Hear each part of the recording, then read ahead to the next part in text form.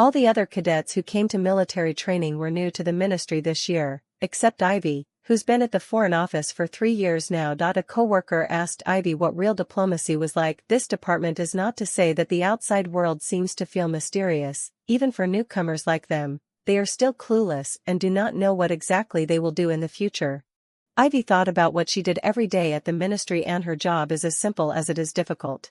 The first thing I do when I get up every morning is to turn on my cell phone and listen to the French news, learning French while keeping up with news from around the world. While in Afghanistan, she also used to watch the Afghan news and familiarize herself with the situation there. Weekday work is to translate some documents, not difficult but also not simple. Each word has to be considered many times. Because it involves the relationship between countries, to be extra cautious, but also for the visiting leaders as an accompanying interpreter. The most difficult is the simultaneous interpretation. On the physical and mental strength is a huge drain on her and her colleagues, alternating with the simultaneous interpretation of a meeting down. The two are often made exhausted. The most difficult is the simultaneous interpretation, she and her colleague alternately. Sometimes when the embassy is short-staffed, Ivy has to deal with some chores, and little girls like Emma are the one she's temporarily tasked with getting little girls into the embassy. Not only does she have to calm Emma down, but she has to take care of her food, clothing, and shelter. After returning to China, Ivy realized that Emma's parents were killed in that turmoil. Emma was sent to the orphanage, and she hadn't even had time to visit Emma. After being back for so long, these are the trivial but realities of diplomatic life. Ivy was asked why she chose to go to Afghanistan in the first place. Ivy hung her head and thought about why she was going to Afghanistan. She's not as great as the ministry advertises, and she wouldn't have volunteered to go to Afghanistan if it weren't for that incident. That time she just wanted to run away from everything, to get away from this familiar and strange place. That Ivy lowered her eyes, and in a moment changed them to a careless expression of little work and much money. Although they are all stationed abroad, the subsidies for stationing in different countries are different, and in a dangerous place like Afghanistan, the subsidies are naturally a little higher than in other places, and they are not as busy. And Ivy's reasoning for this makes sense. Michael sat across from Ivy, looking away from her face, reddened by the firelight, with mixed emotions. This girl is getting better at telling lies. That dangerous place, even if the money is more than a few people are willing to go, her family's condition is superior, but also do not lack of that few money. They were the only two people present who knew in their hearts that the reason she went there was definitely not as simple and easy as she made it sound, though over the years, Michael had been through so much gunfire that the most grueling of gunfights could hardly leave any mark on his mind. Yet he remembered vividly that night in Afghanistan, that in the midst of a flaming embassy, he saw the helpless, desperate Ivy, with the little girl in her arms, and his heart felt as if it had been cut through a great avenue of blood, and it hurt as if it had been cut with a knife. That he hated her for running away as she did, and he hated himself for not being able to keep her. The moment Michael was looking at Ivy with some hatred in his eyes, and Ivy caught a glimpse of Michael's gaze and ignored him. And during this time, Ivy thought a lot about now that she's back, even if he dislikes her, she's willing to try if there's even a glimmer of hope. That there are many embassies abroad, and the Ministry of Foreign Affairs recruits many new people every year, so naturally, the number of people who come for military training is particularly high. A large group of people would have been noisy. At this moment the slack is more lawless. The topic soon shifted to this time to take them to the military training of a few instructors. They didn't dare mess with Michael. They started with a couple of the younger squad leaders. They asked the 3 squad leaders to sing the military song, and the young squad leaders sang it, and inquired where the people were from, and then asked about the age of the end of the conversation came down to whether or not the 3 class presidents had girlfriends. The answer is naturally no. The 3 young squad leaders came to the army at the age of 18 or 19, and the opportunities to go out were few and far between, so where did they have any time to make girlfriends? After plowing through the personal questions of the 3 class leaders, the female cadets looked stupidly at Michael, but no one dared to be a standout. Eventually, it was a few of the male cadets who whispered for a while. And I don't know who asked aloud, Michael, so do you have a girlfriend, Theo? That previous talk about home and age was skimmed over. The military training is supposed to be a bitter thing mixed with fun, and can't resist the boredom when a group of cadets pester the 3 squad leaders to inquire about Michael.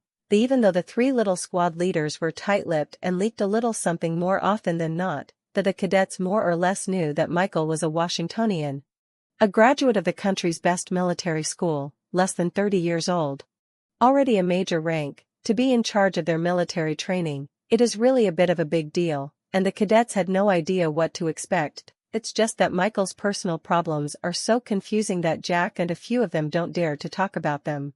As soon as the man's words fell, the eyes of the crowd whooshed all over Michael, the three squad leaders, too, all waiting for Michael's answer. The three squad leaders have heard about it. Michael has a girl he can't get out of his mind deep down, that's why he's been single all these years, but lately there's been an anchor that's been coming to them a couple of times, and didn't he send soup the other day?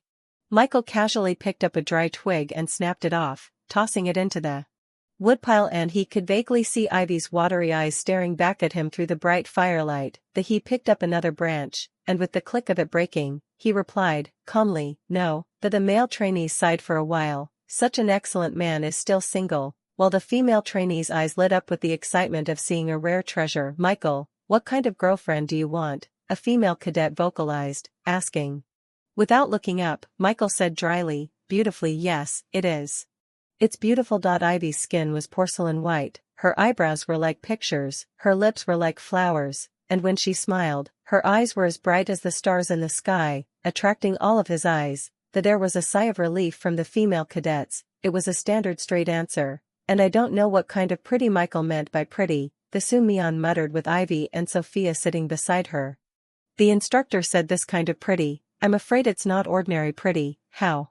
To find a pretty one like an actress, right? Sophia looked at Michael, then at Ivy, and said earnestly to Soames, I don't think so.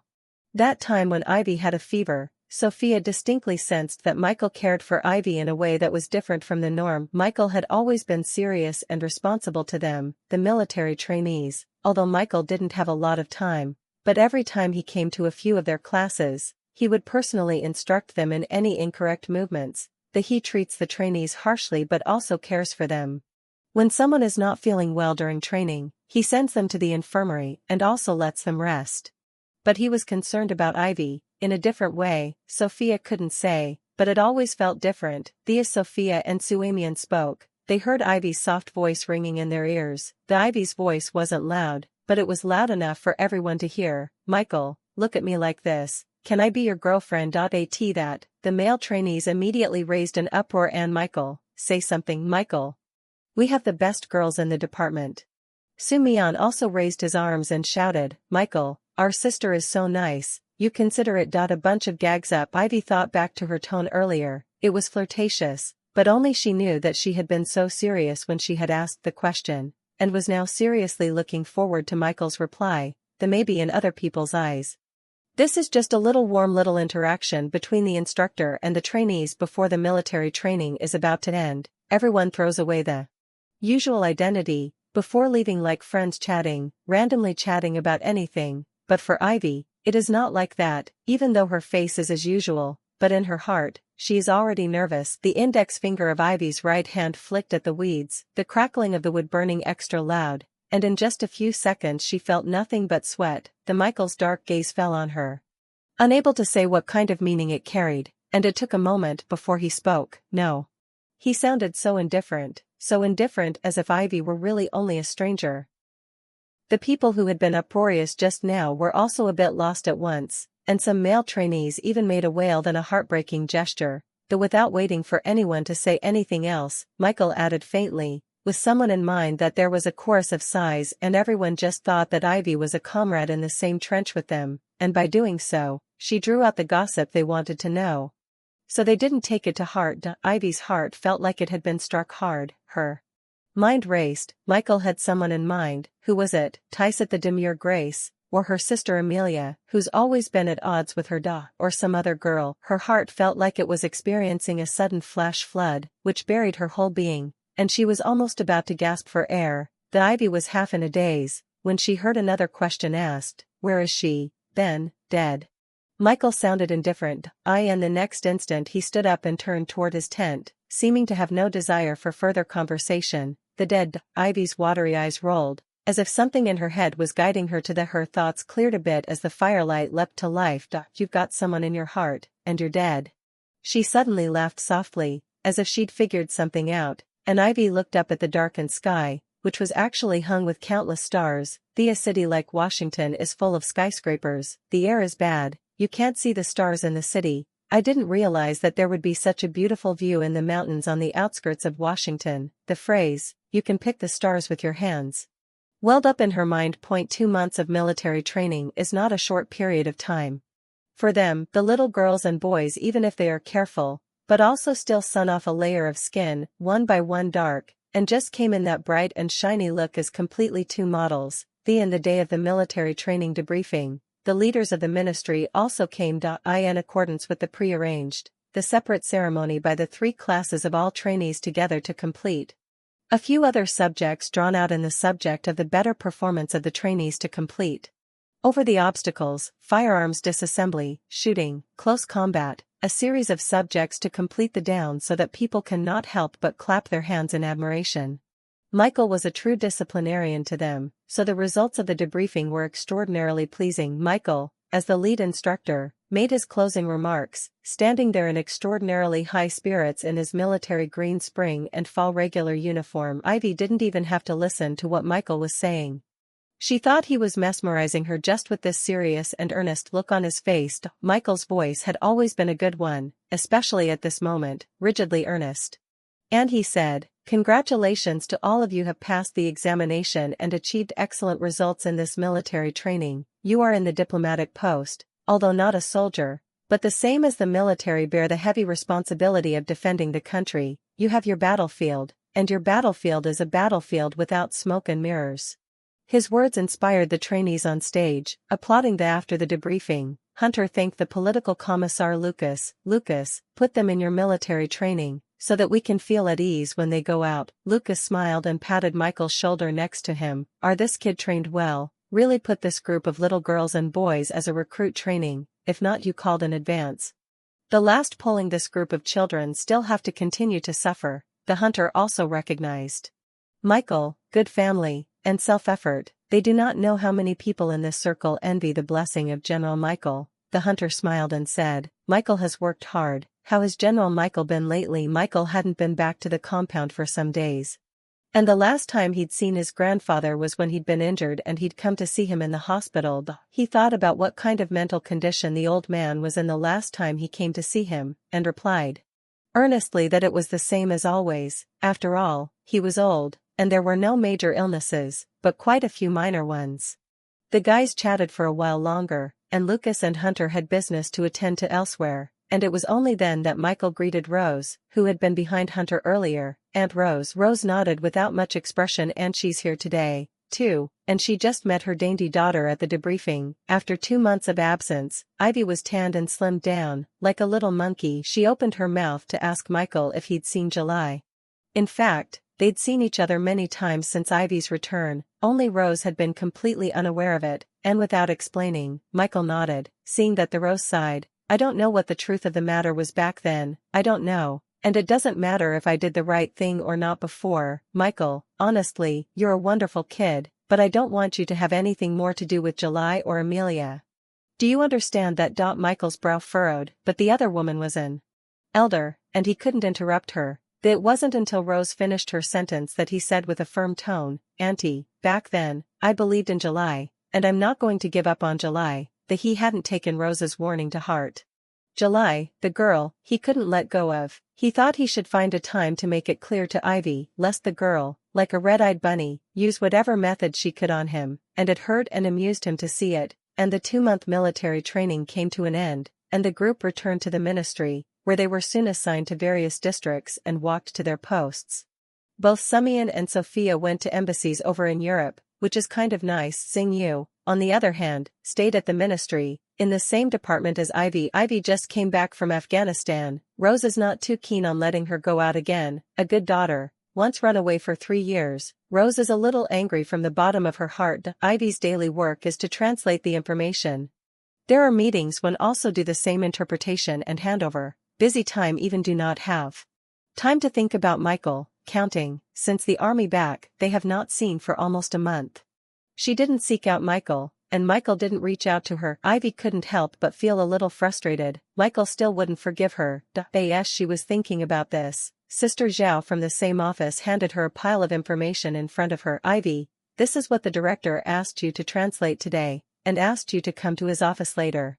Ivy took the item with both hands and thanked her softly. She hurriedly flipped through the information, and with a clear picture in her mind, she went to Director Lee's office. The Director Lee is Ivy's immediate supervisor, and Ivy doesn't dare to slack off. Ivy, take a look at this to see if it's of interest to you. Director Lee handed a brochure to Ivy. Ivy rushed to take it.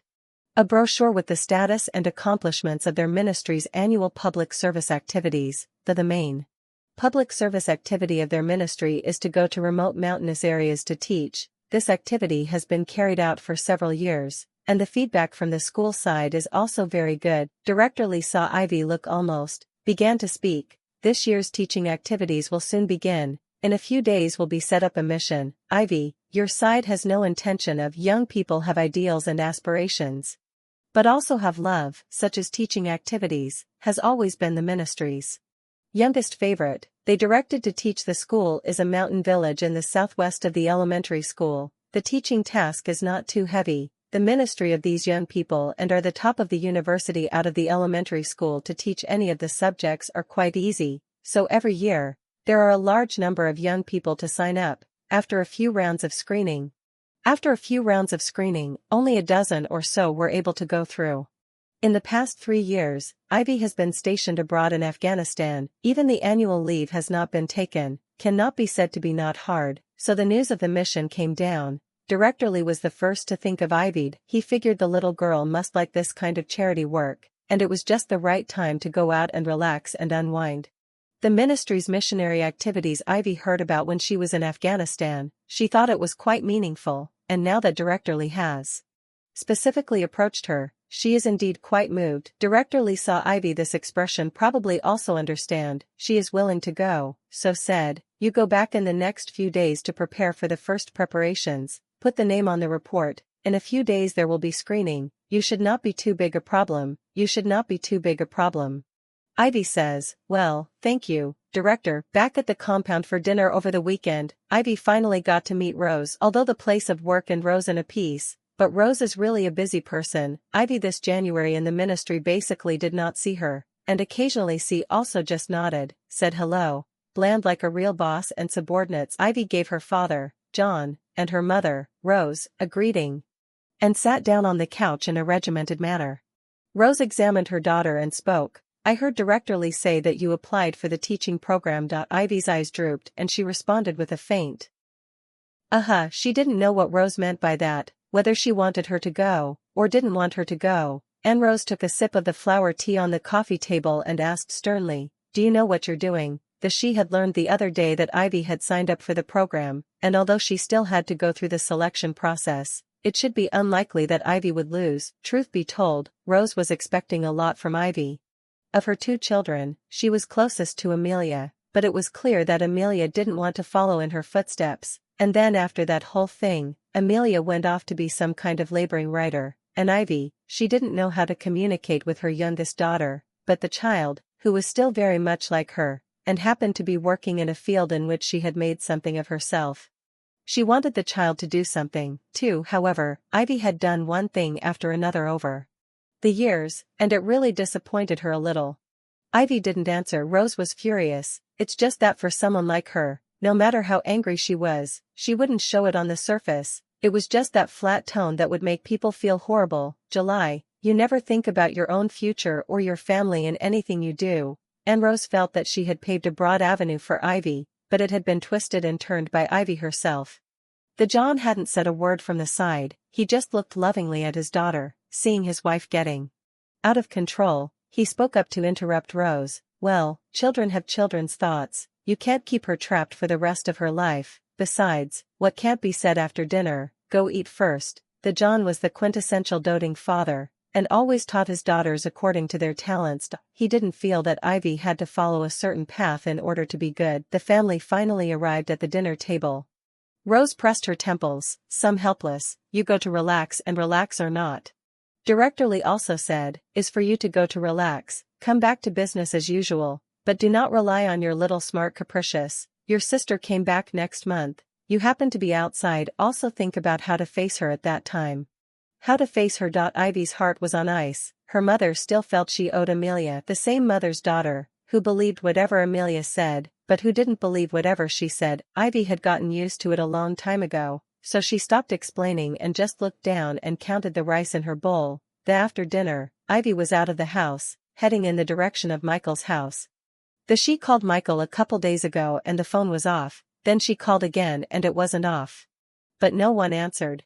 Not surprisingly, by next Friday, the list of the teaching staff will come down. Next week she will leave, this time to go another 2 or 3 months. Before leaving cannot contact Michael, another 2 or 3 months cannot see him. She was at a loss. Ivy figured that Michael could be on a mission, or he could be on maneuvers, or of course, he could have really stopped wanting to care about himself. The more she thought about it, the more distracted she became, so she went to his house to check on the Michaels. And the Ives have always been good friends. Once upon a time when the two were together, Ivy called General Michael one mouthful of grandpa to the old man's delight, and then that happened, and the two families weren't as close as they should have been, but they weren't bad either.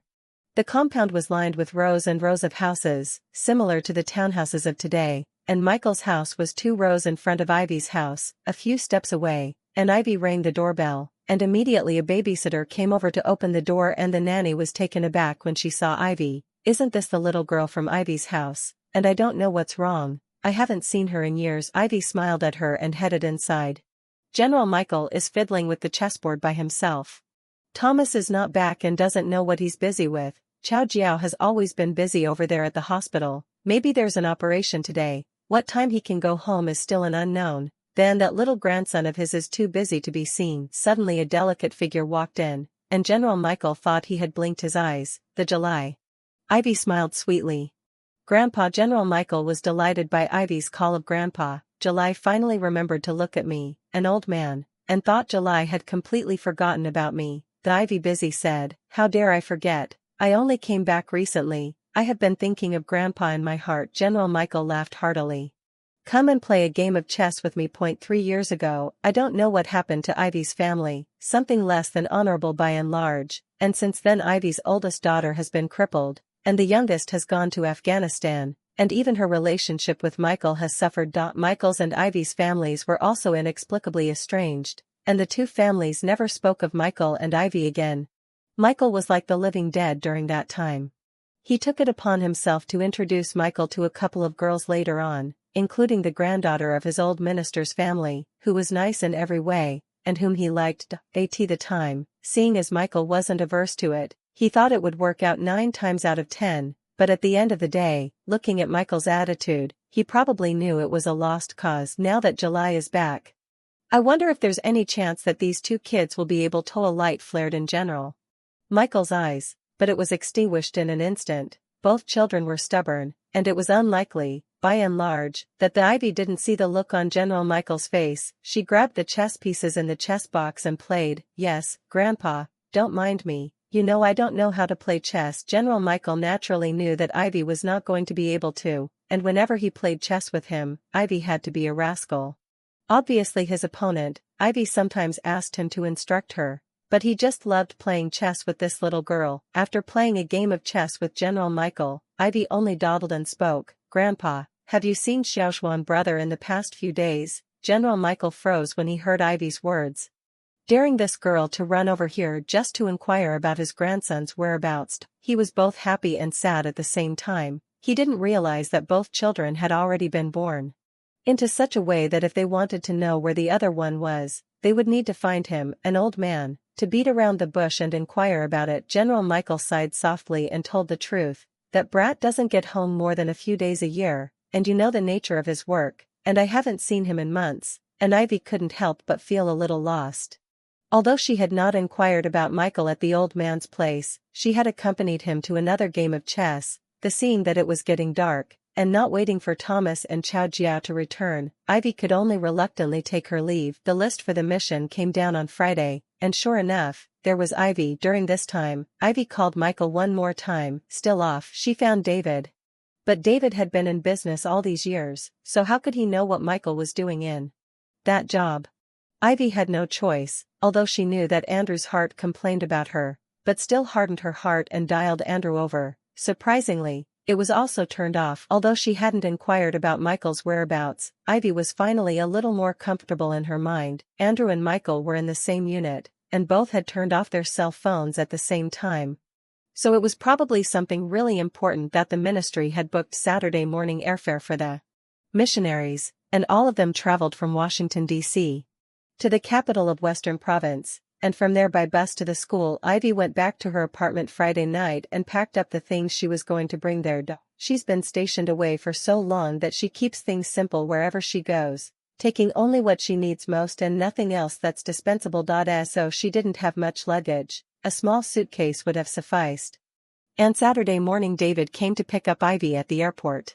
On the way David had been constantly teasing her, saying that she was wild at heart over the years, and that it wasn't enough to run away once, but to run away a second time. Ivy seriously corrected him, "I'm not running, I'm waiting to pick up where I left off and come back to fight again." David puffed and laughed. "July, don't tell me, I can see that Michael, it's not that he doesn't like you anymore, he's just scared.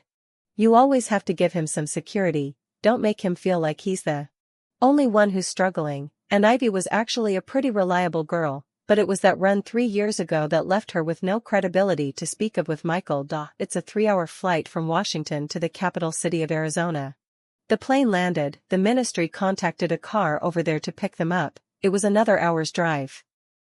The further back the road got, the harder it was. It was all winding mountain roads, round and round and round. Several co-workers were seasick and vomited, and by 7 or 8 o'clock in the evening, I don't know how many mountains had been crossed, and finally arrived at their teaching place. The principal of the school came to greet them in person, and after exchanging a few pleasantries, took them to the dormitory building. The said dormitory, but really very shabby, but is the school site of a few adobe houses. The roof tiles look also some years old, tile and tile between the cracks are growing grass. In each adobe room, there are 3 cribs, 3 people to a room. There is no bathroom in the room. The principal told them that washing can be done outside by the vegetable field, and if they want to go to the toilet, they have to go across the schoolyard to the other side of the simple toilet made of containers. Then the school's so-called playground is nothing more than an empty lot where the ground isn't even watered.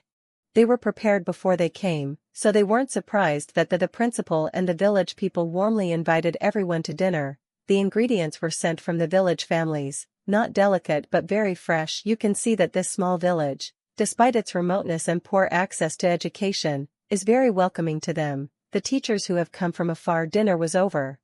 Everyone went back to their respective dormitories to start organizing things, and Ivy lived in a dormitory that just happened to be Ivy's college classmates, one called Emily, one called Grace, both of whom joined the department in the same year as Ivy. Emily and Grace had been in Washington since joining the ministry. Neither had been stationed abroad, and Ivy had become the myth of their cohort. The 3 people, while packing things, while chatting, when the classmates have gone their own way, each with their own development, can be really. Time is like an arrow, the sun and the moon like a shuttle. The next day, the teaching work began. Ivy was in charge of teaching English to the children. She studied French in college, but she also had to take English, and she had passed the 4th grade of her major. So she naturally had no trouble teaching small children. Elementary school over here only offer English classes from the 3rd grade, but the scarcity of English teachers makes it difficult for children to pursue English courses. So every year when the Ministry of Foreign Affairs sends a team of teachers over, all 4 grades gather together to learn English. That's really not good, but it's better than no class at all. Ivy walked into the classroom, dressed in a sweatshirt and a high ponytail, with her books. They say it's 4 grades of kids, but there's really only about 30 of them. It's just too poor here, and the older generation is very backward, resulting in not many children actually making it to school. Ivy looked at them. The children were so cute with their baby faces, some of them with blackened stuff on their faces, but Soit made her think of Emma, and wonder how the kid was doing now. "And my name is Ivy, you can call me Ms. Gu. I will be teaching you English classes. I hope you will enjoy my classes for the next 3 months." The kids started clapping with great gusto, and Ivy had them stand up and introduce themselves again. You could tell that a large portion of them were very unsure of themselves, and they looked timidly at Ivy, their voices even smaller as gnats. and after each child introduces himself, Ivy will find ways to give encouragement. When the whole class of children have introduced themselves, Ivy began the formal lesson. The days of teaching were extraordinarily leisurely. Every day to the children's classes, accompanied the children to do their homework, with the children to play together. Colleagues even planted vegetables in the open space on the side of the school. I don't know if it's their technique or the cold winter temperatures, but the vegetables are growing sparsely. But watching that vegetable grow day by day still calls for joy in one's heart. Michael still hadn't contacted Ivy, and Ivy had stopped calling him, as if she were gambling, and so the days go by, day by day. That morning, as usual, it was Ivy's English class, and a group of kids tilted their little heads, waiting for her to after more than a month's study. The children have recognized all 26 letters of the alphabet and are able to carry on simple English conversations. They were all a lot more confident, too. With Ivy's constant encouragement, she gave each of the children English names, based on their different personalities. She finished a paragraph and called a girl named Jill in English to get up and talk to her. The girl had just stood up when a child called out lowly to Ms.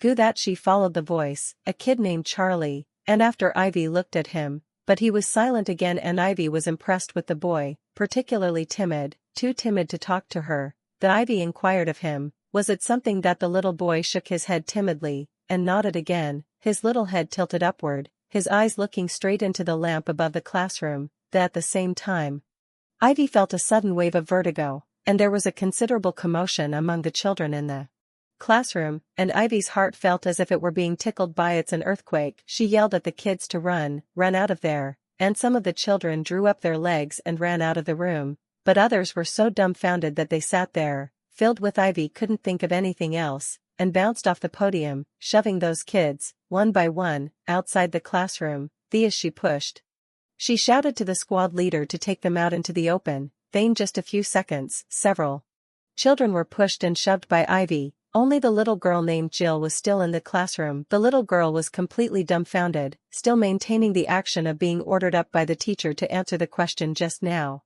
and stood there crying non-stop. The Ivy couldn't comfort the little girl long enough to pick her up and rush outside, but the powerful earthquake didn't give them time.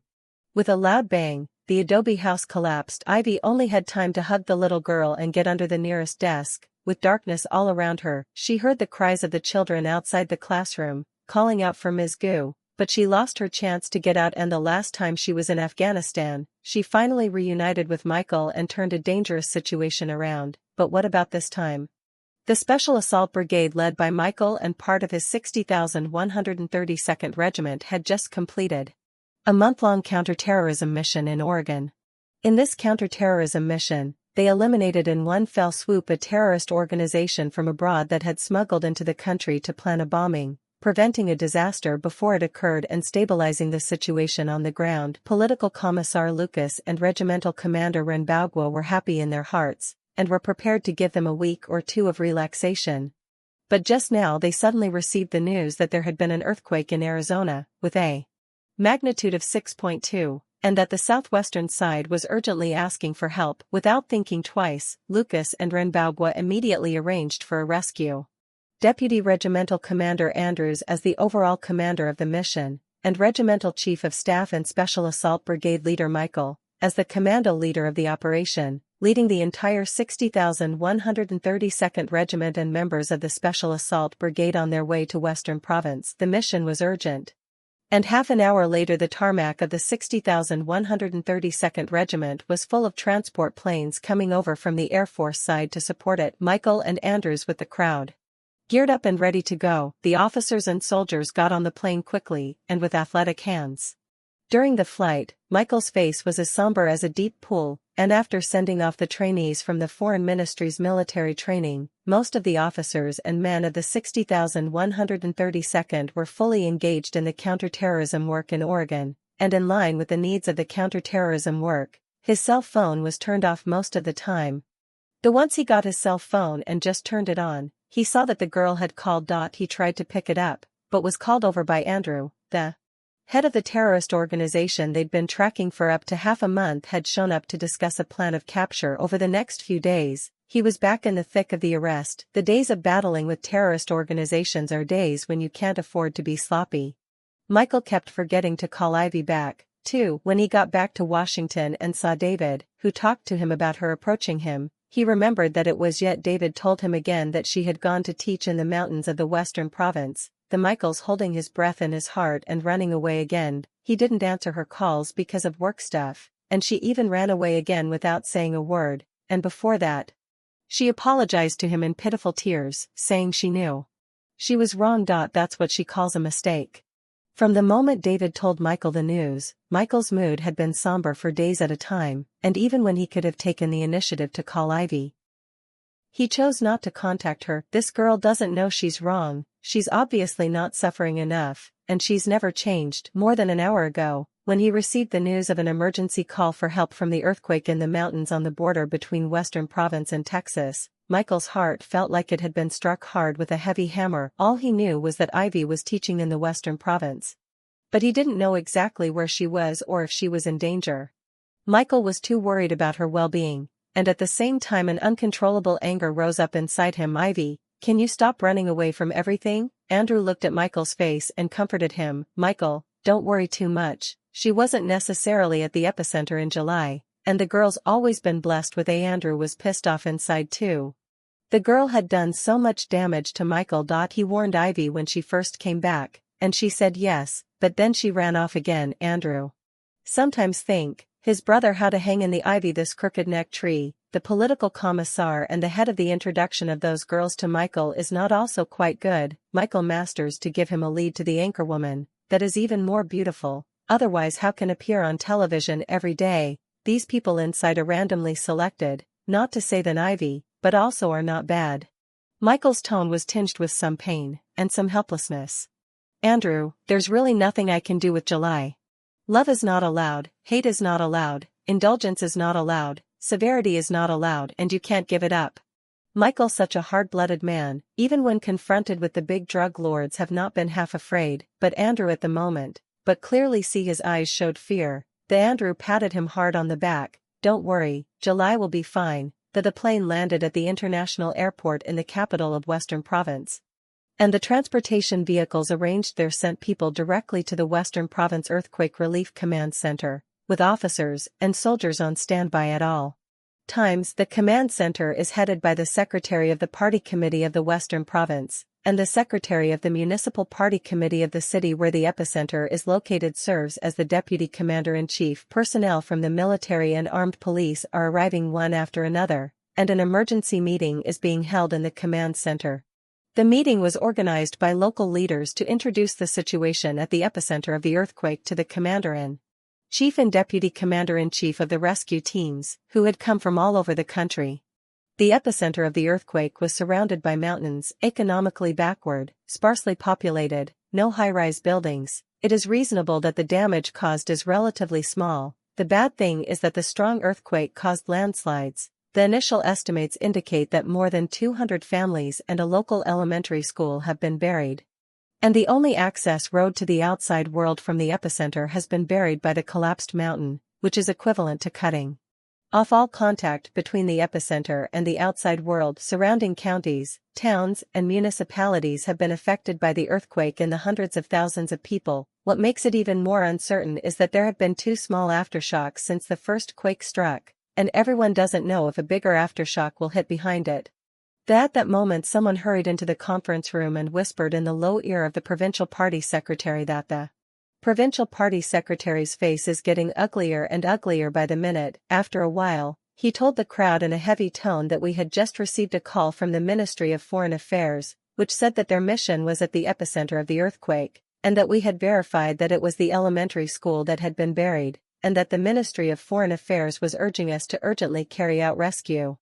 As he spoke, the veins in Michael's forehead jumped, and red blood exploded in his eyes. The original plan was drawn up by specialized people after the earthquake, and revised several times, and the meeting at this moment is to agree on the final rescue plan to achieve the best rescue results. For this rescue, the most difficult thing is that the road is broken, the amount of earth in the landslide is huge, and the excavator can't drive up. In order to clear the road as soon as possible, it needs more than 500 people to work together for at least 2 days and 2 nights. The time is of the essence. 48 hours is too long for them. They can't wait. Michael's long, slender fingers tapped on the table, and his eyes were dark, so dark that they were like a fog too thick to be broken. No one knew what he was thinking, and in the middle of the day, he suddenly stood up and gave a standard military salute to the leaders present. The Michae, Chief of Staff of the 60,132nd Regiment, has applied to lead the 60,132nd Regiment's Special Assault Brigade, as an advance party, in an emergency relief effort to the epicenter of the earthquake. Michae laid out his rescue plan in detail. The Special Brigade was 50 men in all of whom were well-trained. The most urgent problem in the epicenter now is that the road is broken and can't be rescued in time, and every one of their Special Brigade is able to parachute in, simply airdropping them into the epicenter, where they will be able to perform rescue operations on the people trapped in the epicenter. Michae had just finished his plan when Andrew yelled, "Michae, you don't mess around." They both knew that Ivy was in that place. Michae would do anything for that girl, and Andrew was afraid he'd get carried away with his feelings and lose his mind, gambling with his own life and the lives of his comrades in arms. What's more, we are now formulating a rescue plan, which concerns all the people here as well as those being rescued. And the slightest mishap will affect the lives of the affected people, and Michae will be penalized and have his future cut short from now on. Michae patted Andrew on the shoulder. "Andrew, don't worry, I know it, I'm a soldier first and foremost." He was having a conversation with Andrew that only the two of them could understand. The moment he learned that Ivy was right in the epicenter, Michae was really out of control. He didn't want to care about anything else, he just wanted to rush over there and save her. But reason finally pulled him back to reality. He is a soldier, his body, carrying the motherland and the people. That's why his analysis and plan just now were based on the whole situation of earthquake relief. It's for Ivy, but not just for her. The Commander-in-Chief and the Deputy Commander-in-Chief heard this proposal from Michae, and their dark eyes suddenly brightened a little with light. "How sure are you, and how do you need us to cooperate?" the Provincial Secretary asked impatiently. The Michae pondered for a while, pointing to the local topographic map hanging in the conference room, truthfully answered, "The success rate of parachuting is 100%. At least before this operation, my team members have never failed." I looked at the local terrain, for parachuting is not difficult. As long as the wind is suitable, there will not be a probability of failure. We don't have search and rescue dogs, nor do we have a life detector. We need to have the cooperation of other teams with these equipment. Lin Feng, the captain of the Armed Police Motorized Brigade, stepped forward and said, "We can cooperate. All of us in the Motorized Brigade and the search and rescue dogs have parachute experience, and we can guarantee the successful completion of the mission." The provincial secretary said 3 good words in a row, had the local military helicopters called in, and the program was finalized. The Michae and Lin Feng led 2 brigades advanced to the epicenter of the rescue, and together with them, there is a group of 7 people composed of a medical team.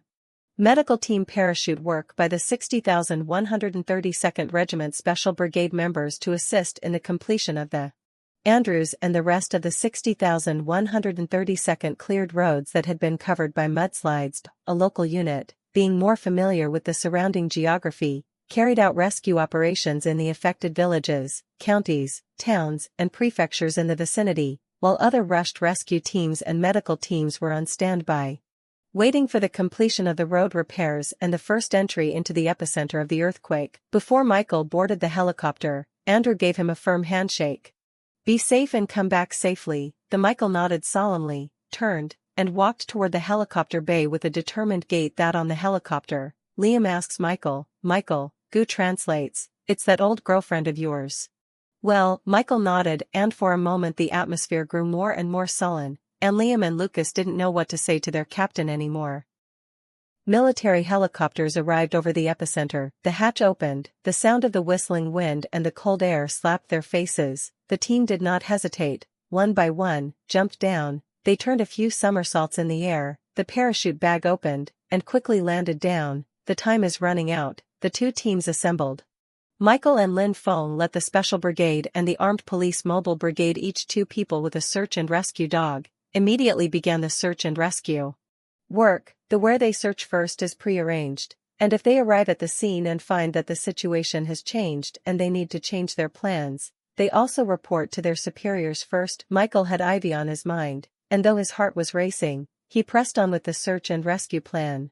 No one had ever arrived at the site of an earthquake before when the plan was made, and imagined the situation to be too simple. Mudslides occurring in the epicenter of the earthquake is more serious than reported. Coupled with the poverty of this place, many houses are dilapidated adobe houses, buried by mudslides, and mudslides mixed together almost indistinguishable from the mudslides.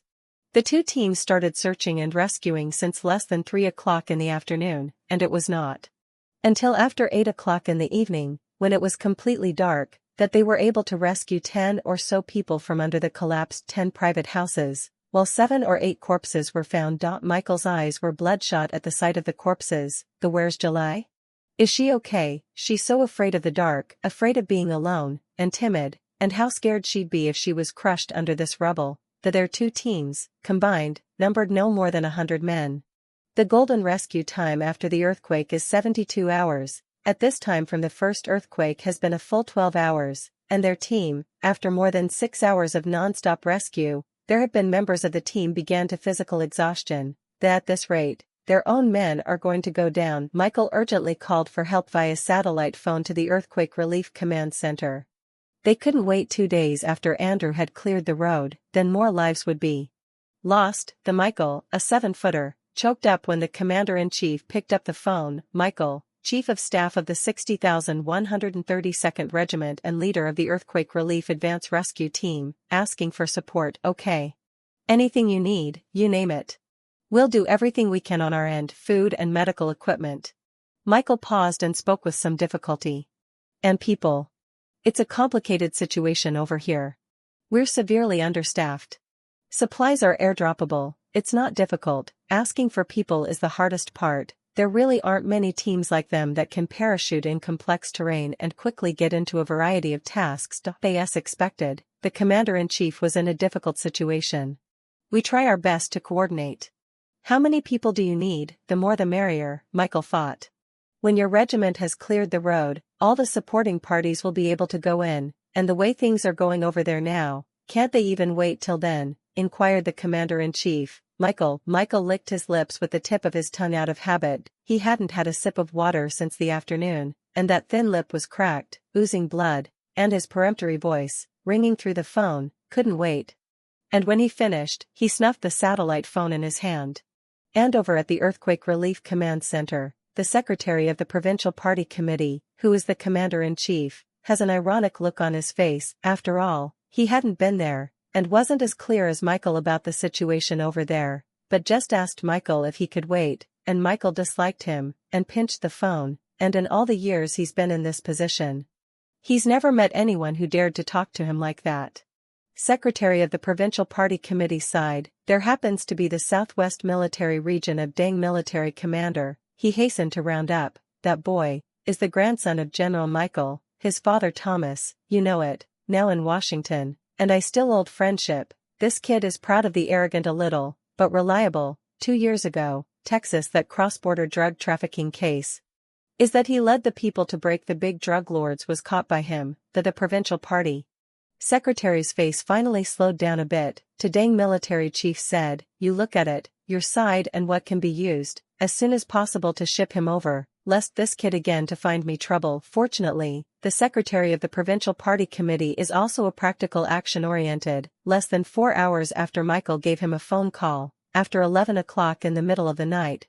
The first reinforcements from the local military region, the first batch of teams. A little after 2 o'clock in the middle of the night, the second group of reinforcements arrived. Together with the 100 men they had earlier, there were more than 300 in all, and the speed of the rescue was at once much faster. Even at night, the rescue work didn't stop. Just because there were more people, the team could take turns to rest for a while, the 2 hours of rescue per team member, with a 1-hour break. Yet Michael and Lynn Fong have not rested, and have been involved in the rescue work non-stop throughout. At 5 a.m., 5 hours ahead of schedule to complete the rescue mission at the foot of the mountain, Michael did not care that he had not closed his eyes all night, with 20 team members, to the elementary school halfway up the mountain. Before he left, Michael had learned about the school, and there were 72 pupils in all, and with the teachers of the school and the team from this Foreign Office mission, there were about 100 people in the school. The school covers a small area, but it's densely populated, and it's the center of attention in their rescue efforts. Thinking of Ivy and the children in the school, Michael did not dare to stop for a moment. And had the search and rescue dogs immediately start the search and rescue work. In a few minutes, a search and rescue dog roared up, struggling to use their paws to plow the soil underground. With search and rescue dog armed, police members know that this is on behalf of the following signs of life. Search and rescue dogs have been searching for nearly a day. All 4 paws are worn out with blood, but at the moment they are still working seriously. The search and rescue dogs are still working seriously.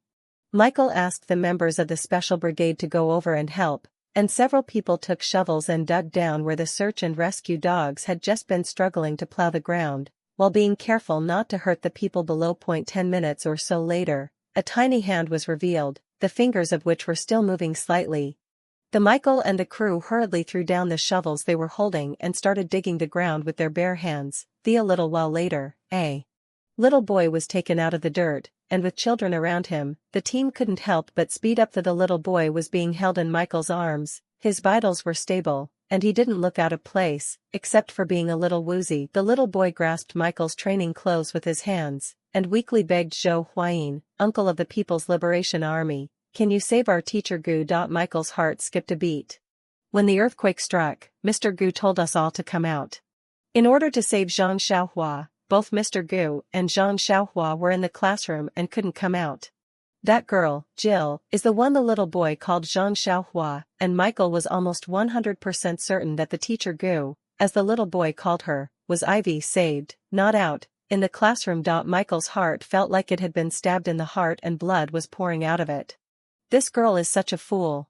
Would she even give up her life for someone else? You don't even want him? Michael's whole heart was heavy with pain, but on his face, he still rubbed the little boy's head with a sense of calm. Don't worry, Uncle will definitely save your teacher Gu and classmates. There are only Zhang Xiaohua and teacher Gu in the classroom, right? Although a child's memory may be faulty at a time like that, at the moment only this child was a witness to the earthquake, and the only way to know what it was like at that time was from his mouth. There was only teacher Gu and Zhang Xiaohua in the classroom. All the other students escaped and were with me. There were 2 other classrooms next to ours. They were both in class at the time. I don't know if they and the teacher came out or not. Charlie was a timid kid who usually stumbled over his interactions with people, but at this point, in order to save his teachers and classmates, without realizing it, he talked to Michael. The school was surrounded by a large open space, which was supposed to be safe for the children after they escaped, but the school was built on the side of a mountain, and there was a mudslide that flooded some of the buildings. Michael took a deep breath and tried his best to calm down. Okay, Uncle knows. Uncle will go and save them right away. Michael handed the little boy over to the accompanying paramedic, turned and ran toward the classroom side. On the other side of the classroom, there were team members with search and rescue dogs conducting intense searches, some of which had already smelled people and were digging down with the team members. Michael's eyes were vacant for a second, and then, as if he had seen something, he rushed up like a madman and joined the crowd in digging with his hands. He saw a white hand exposed, which was very slender, and very showy. He fought to dig his fingers into the dirt on the ground, despite the fact that his fingers were already oozing blood. Lucas and Liam were right next to Michael, digging in as hard as they could, already knowing that the Gu interpreter was Michael's ex-girlfriend, the woman who had driven Michael to despair. The woman who had fought Michael to the death. It's only natural that that woman should mean so much to Michael. At length they carried out the man under the ruins, who had been covered with a wretched. Michael threw his arms around her and lost his voice, calling her name. Ivy, July. The man raised his hand slowly, pointing it to the side. Ivy. In the classroom where Michael's movements froze for a moment, as that he was so out of his depth that he didn't even look to see if the person he rescued from below was Ivy or not. If he was concerned, he would not have recognized his mistake. Michael told Liam to take the men to the doctor's side, while he himself rushed to the classroom the girl had just pointed out, and, with a few men, began to search through the rubble. The scattered desks, chairs, and benches can be seen peeking out of the maroon soil, signaling that this was once a classroom before the earthquake and mudslide, and after the earthquake, which left the place in a state of disrepair. Down there was his favorite woman and a girl no older than 7 or 8 years old. The members of the special brigade were all too aware, at this point, of the significance to them. Michael, of the man who had not yet been rescued. They've never seen Michael this panicked before. The crowd was digging down in unison, when there was a sudden knocking sound among the ruins, and the knock. It's like someone's banging on a table or a chair.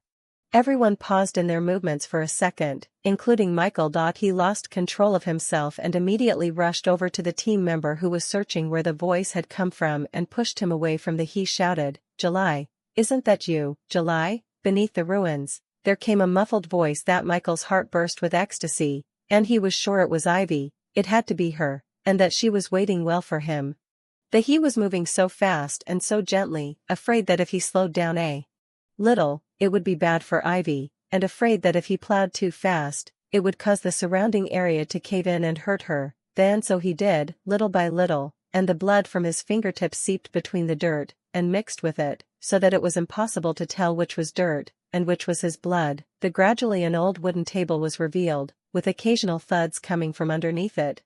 It seems to say that she is unharmed, that she is well. Working together, the crowd plowed the earth away along the edge of the wooden table, which held back most of the dirt, creating a space underneath the table. So after clearing the dirt away, everyone saw a petite figure holding an equally petite girl, huddled under a table, and a touching but also heartbreaking scene that she whom he loved and hated with a passion. She's the one he's been thinking about, the one he can't get out of his head. Ivy was there, curled up, pitifully, in a little ball, as Michael had seen her the last time he was in the embassy of the Great Fire. How similar the scenes are. Ivy raised her eyes to Michael, too. She saw a flash of warmth in his gaze, and they were close, but it was like a dream. Ivy heard Michael's cold voice, gritting his teeth, "Ivy, you've learned the art of war well." Ivy didn't understand what Michael meant and just looked at him with watery eyes. Michael's voice was colder. 36 plans. Running is the best plan. Hearing him say that, Ivy was so aggravated that she burst into tears. I called you before I came to the mission, you didn't answer. I thought you must be on a mission and busy," Ivy said while reaching out to wipe her tears. He must have misunderstood her. That's why he spoke to her like that. But there's no way around it. Who asked her to be an ex-convict? And Ivy choked and continued to say, "Then I thought. You may be busy. When things are finished, I will find you, or you will find me. Or perhaps, you do not want to pay attention to me. I then rely on you. It is too bad. I came to teach really is not to run, is the ministry of this program. I think it is very meaningful, but then I cannot contact you. I did not talk to you, and then arrived here. The children are very cute, I learn with them every day, and grow together, also did not contact you. I didn't contact you because I was learning and growing with them every day. I thought that when I went back and you had time and didn't bother me, we would always see each other." Michael's heart grew more and more oppressed with Ivy's words, and he can't believe he misunderstood her. As she spoke, Michael had swept over her in a tight, fierce hug that he softened his voice in her ear with remorse and guilt. "July, I'm sorry he thought of her that way. I'm sorry. I can't believe he missed her call. I'm sorry. I can't believe he was so careful that he didn't even return her phone call." Her tone of voice when she explained to him, so timid, so careful, so ingratiating. Michael's heart is breaking. He picked Ivy up. She was so light as a feather, and so heavy on his heart, and he swore in his heart that this time, he would not let her leave in disgrace, and he would not let her suffer any more, and his words of apology caused her tears to swell more and more. Chapter 7. The marriage report has to be filed early. Ivy kept her head buried in Michael's arms, weeping quietly until she got to the makeshift medical aid.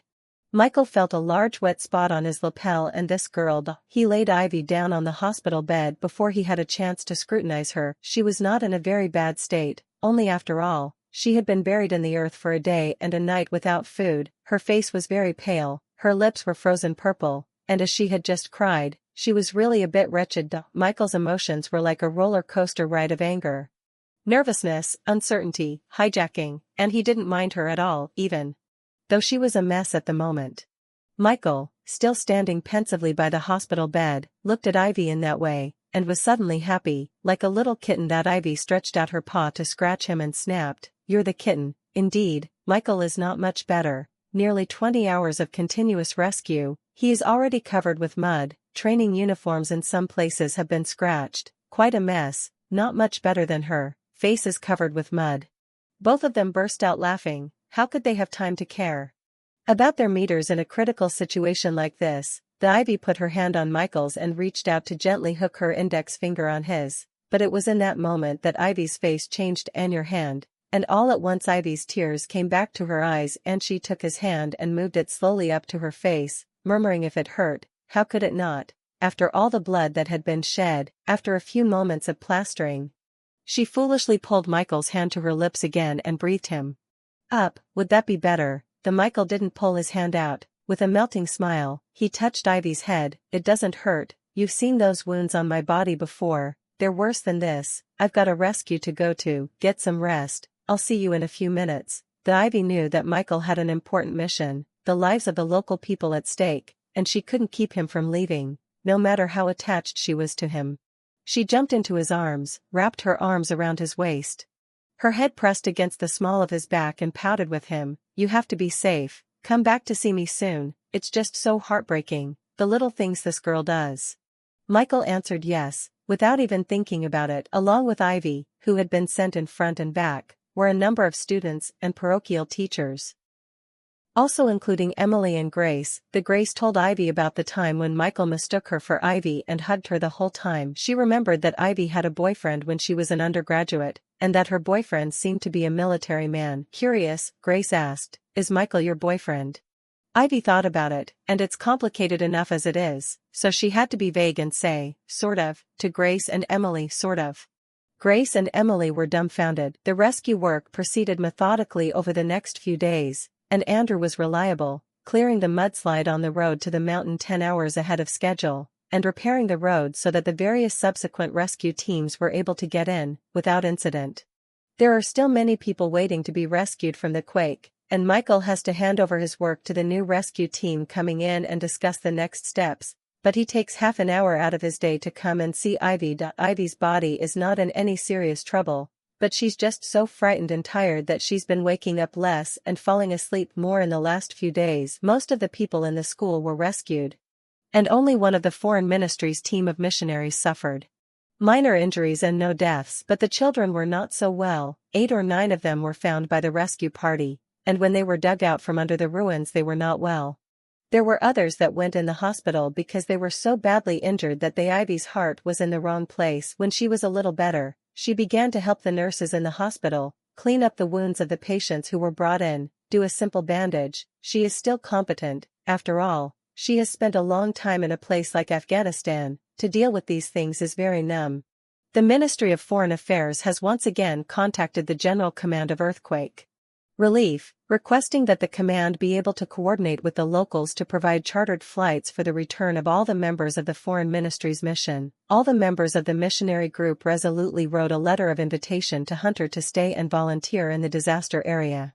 That afternoon Ivy was cleaning up a local old man's leg where it had been scratched by a tile coming down on it during the earthquake when Michael came by.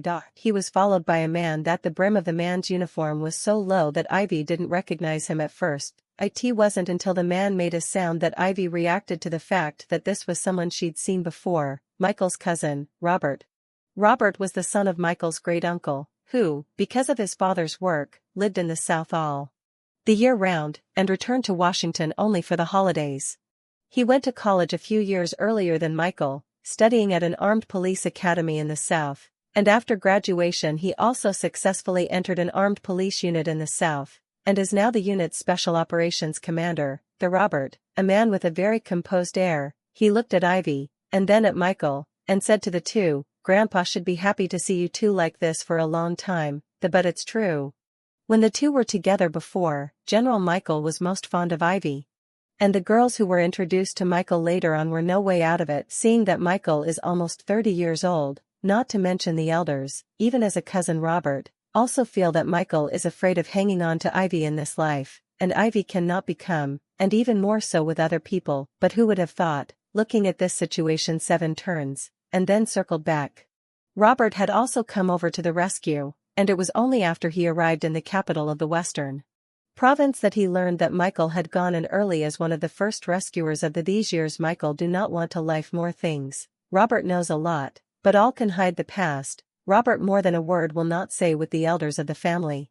Michael brought him to see Ivy, and Robert guessed in a moment Michael's selfishness in this action, or, well, a sort of a hug, and Ivy tended to the old man's wounds, and Michael waited quietly to the side. When Ivy was done, Michael pulled her out of the room. "And ever miss me?" Michael asked, forcing Ivy to look at him eagerly. "I want to."